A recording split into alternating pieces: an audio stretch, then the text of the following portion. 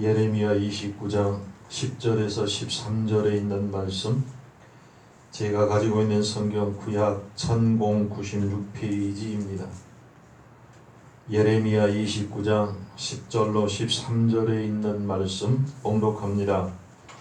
나 여호와가 이같이 말하노라. 바벨론에서 70년이 차면 내가 너희를 권고하고 나의 선한 말을 너희에게 실행하여 너희를 이곳으로 돌아오게 하리라. 나 여호와가 말하노라. 너희를 향한 나의 생각은 내가 아나니 재앙이 아니라 곧 평안이요 너희 장래의 소망을 주려는 생각이라. 너희는 내게 부르짖으며 와서 내게 기도하면 내가 너희를 들을 것이요 너희가 전심으로 나를 찾고 찾으면 나를 만나리라. 아멘. 평강의 하나님이 주시는 놀라운 은혜와 복이 오늘 우리와 함께하기를 간절히 소원합니다. 예전 어렸을 때나 혹은 교회에서 야외 예배나 소풍을 갔을 때 하는 행사가 있습니다. 바로 보물찾기입니다. 종이에 여러 가지의 이름들을 써서 선생님들이나 관계자들이 꼭꼭 숨깁니다. 나무 위나 돌 사이에 혹은 바위 밑에, 나무 위에 숲을숲 여러 곳을 숨겨둡니다. 그리고 그 종이를 찾아오면 종이에 적혀 있는 대로 선물을 합니다. 소위 보물 찾기인데 상당히 흥미있는 놀이였음을 압니다. 그런데 어떤 분이 처음으로 보물찾기라고 하는 것을 한 모양입니다. 보물찾기라고 해서 가서 찾습니다. 보물찾기가 무엇일까 찾아 헤맵니다. 아무리 돌을 뒤져보고 나뭇잎 사이를 뒤져도 종이 쪽지만 나오지 보물은 도무지 찾을 수가 없습니다. 종이만 있습니다. 다른 사람들은 보물은 찾지 않고 하얀 종이만 찾아가지고 손에 쥐고 있습니다. 이상합니다. 그래서 선생님에게 물었습니다. 아니, 보물을 찾는데 왜 저 사람들은 종이만 찾나요? 물었더니 선생님이 그 종이 안에 보물 이름이 써져 있습니다. 그 종이를 찾아오면 그 물건을 줄 것입니다. 그때서야 쏜살같이 찾아 여기 찾고 저기 찾았지만 이미 찾을 만한 곳은 다 찾아버렸고 친구들에게 사정사정해서 두어 장을 받았다는 이야기를 했습니다. 여러분, 근데 분명한 것은 보물을 숨길 때에 큰 바위 밑에 두세 명이 옮길 만한 그런 곳에 숨겨놓은 보물이 있던가요? 없습니다. 아니면 삽이나 괭이를 들고 땅을 파가지고 숨겨놓은 보물도 없고 사다리를 놓고 받고 올라가서 꺼낼 만한 곳에 보물을 숨기시는 분들도 없습니다. 적당한 곳에 자세히만 보면 그 보물을 찾을 수 있도록 숨겨 놓습니다. 오늘 말씀이 어쩌면 우리에게 힌트를 주는 듯 싶습니다. 이스라엘 백성들이 바벨론 포로로 잡혀갔습니다.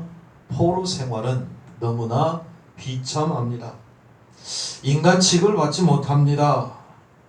순간순간 서러울 뿐만 아니라 그 생명이 언제 죽을지 모르는 바람 앞에 촛불과 같고 뱀 앞에 개구리와 같으며 맹수 앞에 어린 사슴의 새끼와 같은 정말로 일촉즉발의 그런 삶을 순간순간 매일매일 살아야 하는 것이 포로 생활이 아니었던가요?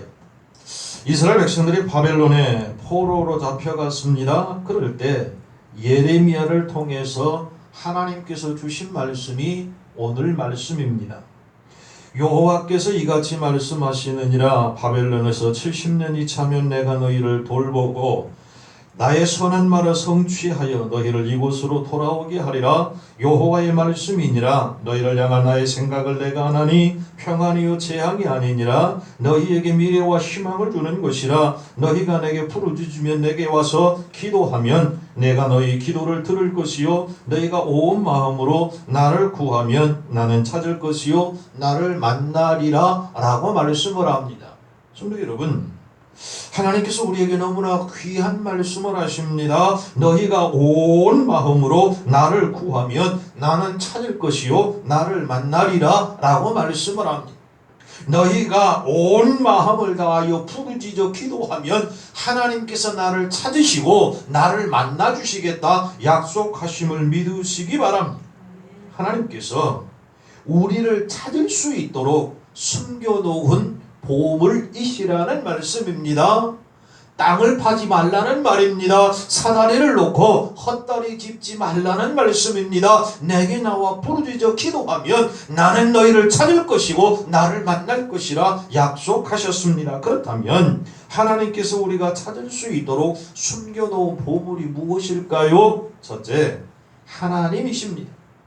예레미야는 포로로 고통당하고 있는 이스라엘 백성들에게 목이 터져라 외칩니다. 너희가 온 마음으로 나를 구하면 나는 찾을 것이요 나를 만날 것이라. 할렐루야입니다.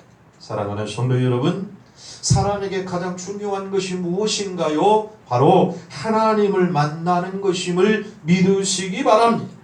하나님은 모든 사람이 단 한 명도 찾지 못하게 숨어 계시는 분이 아니라 모든 사람이 찾을 수 있도록 숨어 계시는 분이라는 말씀입니다. 여러분, 하나님을 믿는다라고 하는 말과 하나님을 만났다라고 하는 말이 같은 말일까요? 비슷한 말일까요? 전혀 다른 말일까요?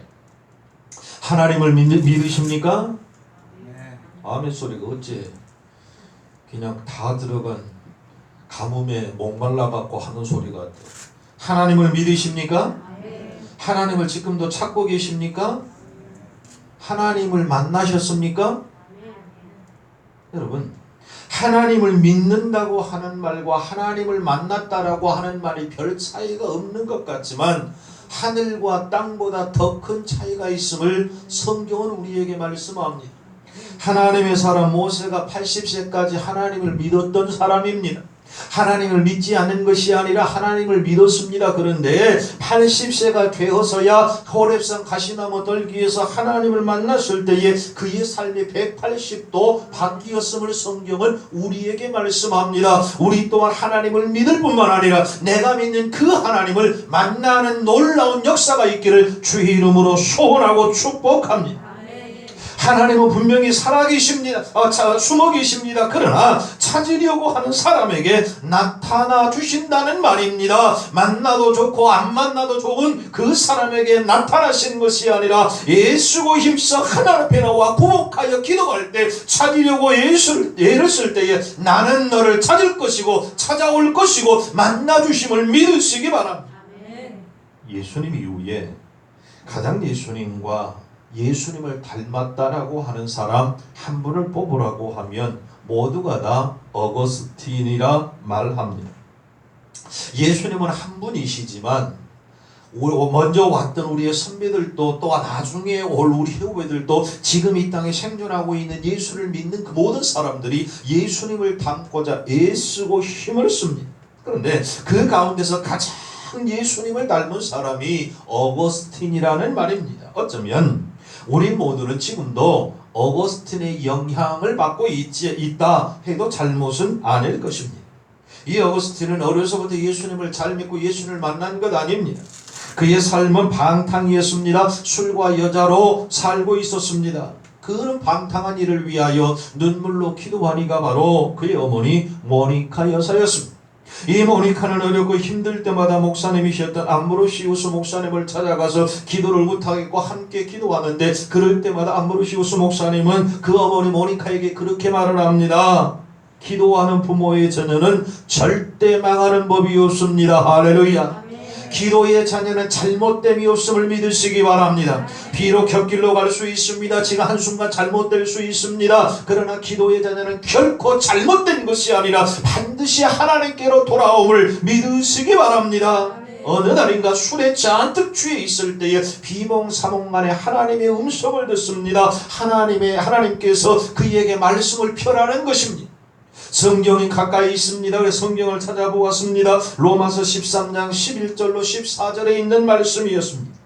또한 너희가 이 시기를 알거니와 찾아가 깰 때가 벌써 되었으니 이는 이제 우리의 구원이 처음 믿을 때보다 가까웠습니다. 밤이 깊고 낮이 가까웠으니 그러므로 우리가 어둠의 일을 벗고 빛의 갑옷을 입자. 낮에와 같이 단정히 행하고 방탕과 술 취하지 말며 음란과 호색하지 말며 쟁토와 시기하지 말고 오직 주 예수 그리스도로 옷 입고 정욕을 위하여 육신의 일을 도모하지 말라. 아멘. 아멘. 어거스트는 이 말씀에 꿇었습니다. 완전히 자신은 버렸습니다. 하나님을 만났습니다. 하나님의 음성으로 하나님을 만나 하나님의 말씀으로 변화되었습니다. 이렇게 변화되고 나서 어거스트는 말을 합니다. 사람들은 처음에는 자기를 위하여 자기 자신을 사랑한다.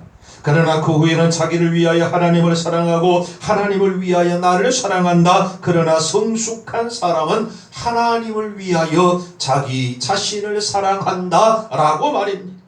사랑하는 성도 여러분, 오늘도 하나님을 위하여 나 자신을 사랑할 수 있기를 간절히 소원합니다. 너무나 유명한 테레사 수녀라고 하는 분 아마도 들어보셨고 아실 것입니다. 이 테레사는 보통 여인보다 훨씬 가냘픈 여인입니다. 그런데 그가 남자 수도원 17개 그리고 여자 수도원 15개 총 32개를 세운 대단한 여인입니다. 수도원의 역사를 바꾸었습니다. 그가 그렇게 큰 일을 하게 된 배경에는 하나님을 믿었을 뿐만 아니라 하나님을 만났습니다. 그러므로 연약하였지만 하나님이 함께 하심을 믿고 그 어려운 일들을 행하였던 것입니다. 그는 스페인의 신비주의 여왕이라고 하는 별명 또한 가지고 있는데 1515년 스페인의 아빌라시에서 태어났습니다. 너무나 가난했습니다. 그래서 거렁뱅이 생활을 오빠와 같이 했습니다. 오빠와 걸식을 하면서 고행길에 오른 것이 그녀의 나이 채 7살이 되지 않을 때였습니다. 오랜 객지 생활로 먹지 못하고 자지를 못하였습니다. 그러므로 중병에 걸려 죽게 되었습니다. 혼수 상태가 4일 동안 계속이 되었습니다. 수도원에 있었던 모양입니다. 이제는 가망이 없습니다. 죽을 것을 알고 수도원에서 신부들이 그를 들여다가 무덤을 파놓고 그 옆에 눕혀놓았습니다. 죽기만 하면 호흡이 끊어지면 바로 매장하기 위해서. 그런 그때에 황금 화살을 가진 천사가 테레사 수녀의 환상 가운데 나타나더니 자기의 심장을 여러 번 그 화살로 찢기를 시작합니다. 얼마나 아팠을까요? 얼마나 고통스러웠을까요? 그는 간절하게 하나님만 부릅니다. 하나님을 찾을 때에 그 천사가 말을 합니다. 이것은 네가 내 신부라는 표시다. 앞으로는 내 영광을 위하여 일을 쓰게 될 것이다. 나는 너의 창조주여 너의 하나님이다. 너는 진정 내 신부다 라고 하는 음성이었습니다. 그 음성과 함께 회복이 되었고 어렵고 힘든 중에도 하나님의 거룩한 전 수도원을 세워나가기 시작합니다. 많은 수도사들을 배출하였습니다. 그리고 그가 마지막 죽을 때에 남긴 한마디가 있습니다. 고대하던 시간이 마침내 다가왔습니다. 나의 신랑이여 이제 우리가 서로 만날 시간이 되었습니다. 할렐루야 찬송하며 하나님의 부름을 받아 천국에 입성하였습니다. 뿐만 아니라 스핑크스라는 교수는 하나님을 만난 사람은 이렇게 달라집니다 라고 5가지를 말하였습니다. 첫째, 눈에 보이는 세계가 존재하는 세계의 전부가 아님을 알게 되고, 둘째, 인간의 최대 목적은 인간이 아닌 절대자와 하나가 되는 데 있음을 알고, 셋, 전에 없던 놀라운 용기를 얻고, 넷, 절박한 위기 상황에서도 흔들리지 않는 절대 안정을 얻으며, 다섯, 다른 사람에게도 좋은 영향력을 미치게 된다라고 말입니다. 성도 여러분, 하나님은 찾을 수 없도록 꼭꼭 숨어 계신 분이 아니라 하나님은 찾을 수 있도록 숨어 계신 분임을 믿으시기 바랍니다. 찾으려고 하는 사람 찾을 수 있게, 만나려고 하는 사람 만날 수 있도록, 보려고 하는 사람 볼 수 있도록 하나님이 숨어 계신다는 말씀입니다. 하나님께 나와 부르짖어 간구할 때 나는 너를 찾을 것이고 그러므로 만날 것임을 믿으시기 바랍니다. 둘째, 기도 응답은 찾을 수 있도록 숨어 있다라고 성경을 말씀합니다. 너희가 내게 부르짖으며 내게 와서 기도하면 내가 너희들의 기도를 뭐 할 것이요? 들을 것이요? 할렐루야. 지금 응답받아야 할 기도 제목이 응답되지 않아서 혹여 안타까움이 있지는 않습니까? 지금 해결해야 할 산적한 문제를 해결받지 못하여 몸부림치며 고통 가운데 있지는 않습니까? 지금 내 인생의 가장 위기 같은 터널을 지나고 있지는 않습니까? 사랑하는 성도 여러분, 성경은 말합니다. 믿음은 동굴이 아니라 터널인 것을 믿고 나가시기 바랍니다. 그 터널만 지나면 주님의 계심을 믿고 나가시기 바랍니다. 기도 응답은 찾을 수 있게 숨어 있습니다. 문제 해결의 열쇠는 찾을 수 있도록 하나님이 숨겨놓으셨음을 믿고 찾으시기 바랍니다. 어떻게 하면 응답받을 수 있고 어떻게 하면 찾을 수 있나요? 예레미야처럼 하면 됩니다. 예레미야가 가르쳐준 대로 하면 됩니다. 너희가 내게 부르짖으며 내게 와서 기도하면 내가 너희들의 기도를 들을 것이라. 아멘입니다. 하나님이 들으시면 끝납니다. 하나님이 들으시면 응답입니다. 하나님이 들으시면 해결하여 주심을 믿으시기 바랍니다. 부르짖으며 와서 기도하면 하나님이 들으시고 응답하십니다. 해결하십니다. 성경이 그렇다면 그런 것입니다. 기도하면 됩니다. 기도 응답 찾을 수 있게 숨어 있습니다. 기도하십시다. 기도하면 반드시 응답됨을 믿습니다. 하나님은 우리에게 말씀하십니다. 내가 새벽을 깨우리로다. 내가 새벽에 너를 도우리로다. 새벽 시간 주님께 드리십시다. 새벽을 깨우는 자 응답됨을 믿으시기 바랍니다. 기도는 응답입니다. 예레미야는 힘있게 우리를 향하여 외칩니다. 너희가 내게 부르짖으면 내게 와서 기도하면 내가 너희의 기도를 들을 것이라. 아멘입니다. 마지막 셋째, 웰빙도 찾을 수 있도록 숨어 있습니다. 웰빙이 무엇인가요? 몸과 마음의 평안함과 행복을 추구하는 태도나 행동을 웰빙이라고 말을 합니다. 예레미야는 포로된 자기 백성들을 향해 말합니다. 너희를 향한 나의 생각을 내가 아나니 평안이요 재앙이 아니라 너희에게 미래와 희망을 주는 것이니라. 아멘. 성도 여러분, 평안과 희망이 하나님이 저와 여러분에게 주시려는 선물인 것을 믿으시기 바랍니다. 하나님은 우리에게 불안을 주지 않습니다. 더럽고 추악한 악한 사다리가 우리에게 불안을 가져다 줍니다. 하나님은 절대로 우리에게 절망을 주지 않습니다. 사다리가 절망을 가져다 줍니다. 하나님은 절대로 우리에게 아픔을 주지 않습니다. 악한 사다리가 우리에게 고통과 아픔을 가져다 줍니다. 많은 사람들이 웰빙이라고 하는 말을 많이 하고 그 웰빙을 얻고 찾기 위하여 누리기 위하여 애쓰고 힘씀을 봅니다. 웰빙이 무엇인가요? 한마디로 잘 사는 것이 웰빙입니다. 잘 산다라고 하는 것이 무엇을 의미하나요? 한마디로 말하면 평안하게 사는 것이 잘 사는 것 아닐까요? 고대광실 좋은 집에서 아름다운 옷을 입고 맛있는 음식을 먹는다고 그것이 결코 잘 사는 것일까요? 결코 아닐 것입니다. 비록 오두막살이 같은 운두막 같은 그런 집일지라도 내 안에 평안이 있다면 잘 사는 것 아닐까요? 돈과 그 외적인 것은 사치요 약간의 우리에게 도움은 줄 수 있지만 그것이 진정한 평안의 조건은 아니라는 사실입니다. 하나님은 말씀합니다. 희망차게 사는 것이 웰빙이라고, 평안하게 사는 것이 웰빙이라고 말입니다. 그런데 하나님께서 내가 너희에게 주고자 하는 것은 평안과 희망, 소망이라 분명하게 말씀합니다. 지금 이스라엘 백성들은 바벨론의 포로로 잡혀 있는 암담한 현실에 처하여 있습니다. 그들에게 가장 필요한 두 조건이 있습니다. 그것이 평안이요 희망이 아닐까요? 지금 삶의 일촉즉발의 그 극박한 상황, 뱀 앞에 개구리와 같은, 맹수 앞에 어린 사슴과 같은 그런 연약한 가운데 있는 그 백성들에게 하나님이 말씀하십니다. 너희에게 평안을 주기를 원하고 너희에게 희망이 있기를 원한다 라고 말입니다. 평안은 하나님이 주실 때 참 평안인 것을 믿으시기 바랍니다. 소망은 내가 원하는 것이 소망이 아니라 하나님이 내게 주시는 소망, 그 소망을 하나님께 드릴 때 하나님은 그 소망을 이루실 줄로 믿습니다.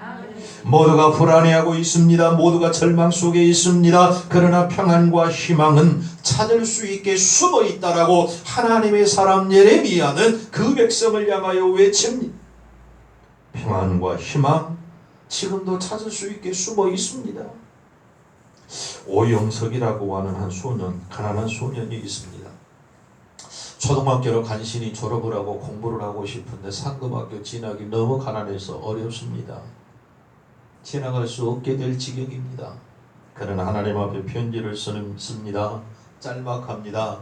하나님, 지나갈 수 있도록 진학의 길을 열어 주시옵소서.